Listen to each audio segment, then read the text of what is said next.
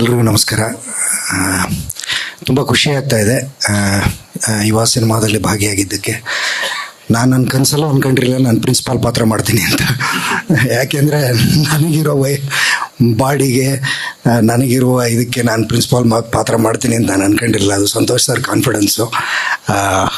ಅವಕಾಶ ಕೊಟ್ಟಿದ್ದಕ್ಕೆ thank you so much sir. Thank you so much. ನಾನು ಹೊಂಬಾಳೆ ಫಿಲ್ಮ್ಸಲ್ಲಿ ಫಸ್ಟ್ ಟೈಮ್ ಕೆಲಸ ಮಾಡಿದ್ದು. ನಾನು ವಿಜಯ್ ಸರ್ನ ಇನ್ನೂವರೆಗೂ ನೋಡಿಲ್ಲ. ಬಟ್ ವಿಜಯ್ ಸರ್ಗೂ ಥ್ಯಾಂಕ್ಸ್ ಹೇಳ್ತೀನಿ. ಎಲ್ಲ ನಟರಿಗೂ ಅಭಿನಂದನೆಗಳು. ಗುರು ಸರ್ ನಿಮಗೂ ಅಭಿನಂದನೆಗಳು. ಕಂಗ್ರ್ಯಾಚುಲೇಷನ್ಸ್. Thank you. ಎಲ್ರಿಗೂ ನಮಸ್ಕಾರ. ಡಾಕ್ಟರ್ ರಾಜ್ಕುಮಾರ್ ಅವರ ಗ್ರ್ಯಾಂಡ್ ಸನ್ಗೆ ಕನ್ನಡಿಗರು ಗ್ರ್ಯಾಂಡ್ ಆಗಿ ವೆಲ್ಕಮ್ ಮಾಡಿದ್ದಾರೆ. ವೆಲ್ಕಮ್ ಟು ದ ಇಂಡಸ್ಟ್ರಿ ಗುರು. ಯಾಕೆಂತಂದರೆ ನಮ್ಮ ಕನ್ನಡ ಚಿತ್ರರಂಗದಲ್ಲಿ ಒಬ್ಬ ಡೆಬ್ಯೂ ಆ್ಯಕ್ಟರ್ಗೆ ಇಷ್ಟು ದೊಡ್ಡ ವೆಲ್ಕಮ್ನ ನಾನಂತೂ ನೋಡಿರಲಿಲ್ಲ. ನೋಡಿದ್ದೆ, ಅದು ದೊಡ್ಡ ಮನೆದೇ ನೋಡಿದ್ದೆ. ಒಂದು ಶಿವಣ್ಣ ಆಗಿರ್ಬೋದು, ರಗಣ್ಣ ಆಗಿರ್ಬೋದು, ಆ್ಯಂಡ್ ನಮ್ಮೆಲ್ಲರ ಪ್ರೀತಿಯ ಅಪ್ಪು ಸರ್ ಆಗಿರ್ಬೋದು, ಎಲ್ರಿಗೂ ಗ್ರ್ಯಾಂಡ್ ವೆಲ್ಕಮ್ ಕೊಟ್ಟಿದ್ರು. ಆದರೆ ಗುರು ಅದಕ್ಕಿಂತ ಒಂದು ಎಳೆ ಮೀರೆ ನಮ್ಮ ಕನ್ನಡಿಗರು ವೆಲ್ಕಮ್ ಮಾಡಿದ್ದಾರೆ.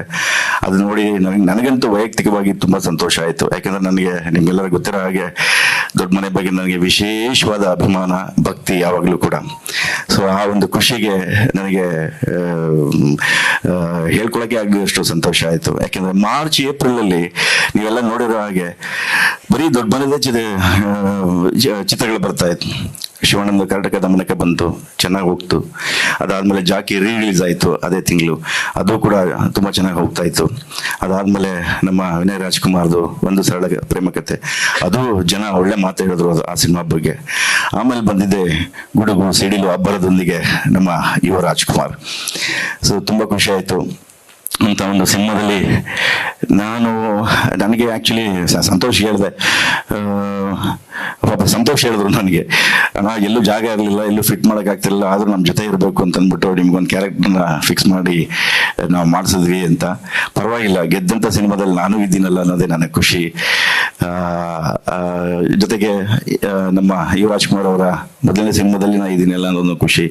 ಜೊತೆಗೆ ಸಂತೋಷ್ ಎಲ್ಲ ಸಿನಿಮಾದಲ್ಲಿ ನಾನು ಇರ್ತೀನಲ್ಲ ಅನ್ನೋದು ಒಂದು ಖುಷಿ. ಆ್ಯಂಡ್ ಹೊಂಬಾಳೆ ಸಿನಿಮಾದಲ್ಲೂ ನಾನು ಇರ್ತೀನಿ ಅನ್ನೋದೇ ಖುಷಿ. ಸೊ ಪಾತ್ರ ಸಣ್ಣದಾದ್ರೇನು ಚಿಕ್ಕದಾದ್ರೇನು. ರಾಗಣ್ಣ ಪ್ರೀಮಿಯರ್ ಶೋ ಅಲ್ಲಿ ನೋಡಾದ್ಮೇಲೆ ನನಗೊಂದು ಮಾತು ಹೇಳಿದ್ರು, ರವಿ ಸಣ್ಣದೋ ಪುಟ್ಟದೋ ನೀವು ಹಿಂಗೆ ಬಂದು ಹೋದ್ರೆ ಮನಸ್ಸಲ್ಲಿ ಉಳ್ಕೊಬಿಡ್ತೀರಲ್ಲ, ಅದಕ್ಕಿಂತ ಸಂತೋಷ ಇನ್ನೊಂದಿಲ್ಲ. ಥ್ಯಾಂಕ್ಸ್ ರಾಗಣ್ಣ. ಮಾತಿಗೆ ತುಂಬ ಖುಷಿ ಆಗುತ್ತೆ, ನಮ್ಮ ಮೇಲೆ ಅಷ್ಟೊಂದು ಪ್ರೀತಿ ಇಟ್ಟು ಹೇಳೋ ಮಾತಿಗೆ. ಜೊತೆಗೆ ಈಗ 3ನೇ ವಾರಕ್ಕೆ ಕಾಲಿಟ್ಟಿದೆ ನಮ್ಮ ಯುವ ಚಿತ್ರ. ಈಗಲೂ ಕೂಡ ಫ್ಯಾಮಿಲಿ ಆಡಿಯನ್ಸ್, ಅದರಲ್ಲೂ ನಮ್ಮ ಸಂತೋಷ್ ಹೇಳ್ದಂಗೆ ಈ ಎಕ್ಸಾಮ್ ಭರಾಟೆ ಒಳಗೆ, ಎಲೆಕ್ಷನ್ ಭರಾಟೆಯಲ್ಲಿ ಮಕ್ಕಳು ರಿಸಲ್ಟ್ ಏನಾಗುತ್ತೋ ಅಂತ ಆತಂಕದಲ್ಲಿದ್ದು ಇರುವಂತಹ ಫ್ಯಾಮಿಲಿಯವ್ರಿಗೆ ಸಿನಿಮಾ ನೋಡೋಕೆ ಬರೋದು ಹೇಗೆ ಅನ್ನೋದು ಎಲ್ಲರಿಗೂ ಕ್ವಶನ್ ಮಾರ್ಕ್ ಇತ್ತು.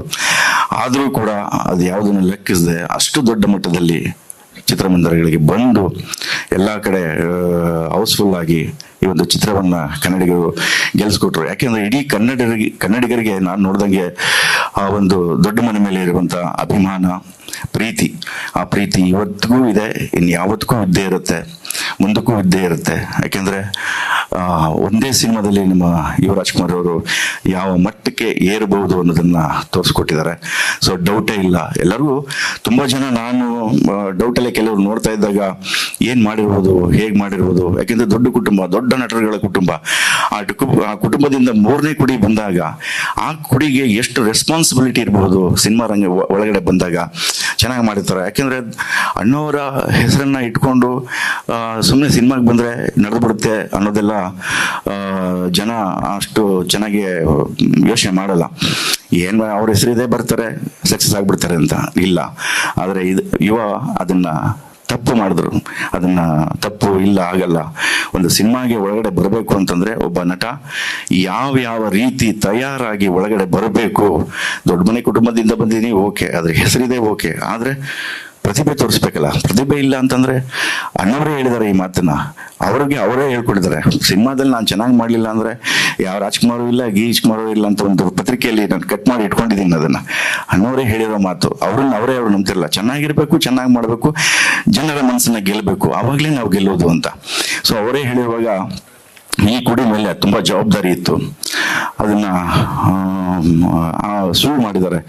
ಅಷ್ಟು ಚೆನ್ನಾಗಿ ಟ್ರೈನಿಂಗ್ ತೊಗೊಂಡು ಒಂದೊಂದು ಶಾರ್ಟಲ್ಲೂ ಕೂಡ ಅವರ ಎಕ್ಸ್ಪ್ರೆಷನ್ ಆಗಲಿ, ಮಾತಾಗಲಿ, ನಡೆಯಾಗಲಿ, ನುಡಿ ಆಗಲಿ ಎಲ್ಲವೂ ಕೂಡ ಪರ್ಫೆಕ್ಟ್ ಆಗಿತ್ತು. ಅದನ್ನು ಚೆನ್ನಾಗಿ ರೂಪಿಸಿದಂಥ ನಮ್ಮ ಅಮರ ಶಿಲ್ಪಿ ಜಕಣಾಚಾರ್ಯ ಸಂತೋಷ್ ಅನಂತರಾಮು. ಸೊ ಇವರು ಜಕಣಾಚಾರಿ ಅಂತಲೇ ಹೇಳಬೇಕು. ಸೊ ಅಷ್ಟು ಚೆನ್ನಾಗಿ ಅದ್ಭುತವಾಗಿ ನಮ್ಮ ಇವನನ್ನು ಪ್ರೆಸೆಂಟ್ ಮಾಡಿದ್ದಾರೆ.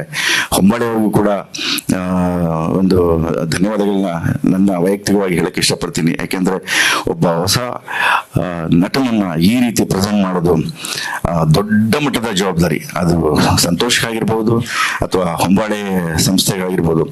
ಸ್ವಲ್ಪ ಹೆಚ್ಚು ಕಮ್ಮಿ ಆದರೂ ಏನೇನೋ ಆಗ್ಬಿಡ್ತಿತ್ತು. ಆದರೆ ಅದೆಲ್ಲವನ್ನು ಮೀರಿ ನಿಲ್ತು ಜನ ಸಿನಿಮಾ ಥಿಯೇಟರ್ ಒಳಗಡೆ ಹೋಗಿ ಬಂದಂಥ ಪಬ್ಲಿಕ್ ರಿವ್ಯೂ, ಬೇರೆ ರಿವ್ಯೂ ಬಿಟ್ಬಿಡಿ, ಪಬ್ಲಿಕ್ ರಿವ್ಯೂ ನೋಡ್ತಾ ಇದ್ದೆ. ಎಲ್ಲರೂ ಹೇಳ್ತಿದ್ದೆ, ನಾವು ಏನೋ ನಿರೀಕ್ಷೆ ಇಟ್ಕೊಂಡು ಒಳಗಡೆ ಹೋದ್ವಿ. ಹೊರಗಡೆ ಬಂದಾಗ ನಮ್ಗೆ ಆದ ಆನಂದನೇ ಬೇರೆ. ಯಾಕೆಂದರೆ ನಮ್ಮ ನಿರೀಕ್ಷೆಗೂ ಮೀರಿ ಯುವರಾಜ್ ಕುಮಾರ್ ಅವರು ಆ್ಯಕ್ಟಿಂಗ್ ಮಾಡಿದ್ದಾರೆ. ಆ ಸ್ಥಾನವನ್ನು ಉಳಿಸ್ಕೊಂಡಿದ್ದಾರೆ, ಆ ಒಂದು ರೆಸ್ಪಾನ್ಸಿಬಿಲಿಟಿಯನ್ನು ಗೆದ್ದಿದ್ದಾರೆ ಅಂತ. ಸೊ ಇದಕ್ಕಿಂತ ಇನ್ನೇನು ಬೇಕು ಹೇಳಿ. ಸೊ ಹಾಗಾಗಿ ನಮ್ಮ ಕನ್ನಡ ಚಿತ್ರರಂಗೊಬ್ಬ full packed hero, complete hero ಬಂದಿದ್ದಾರೆ. ಸೊ ನಿಮ್ಮೆಲ್ಲರ ಆಶೀರ್ವಾದ ಈ ಕುಡಿ ಮೇಲಿರಲಿ. ಮುಂದೆ ಬೆಳೆಸುವ ಜವಾಬ್ದಾರಿ ನಿಮ್ಮದಾಗಿರುತ್ತೆ.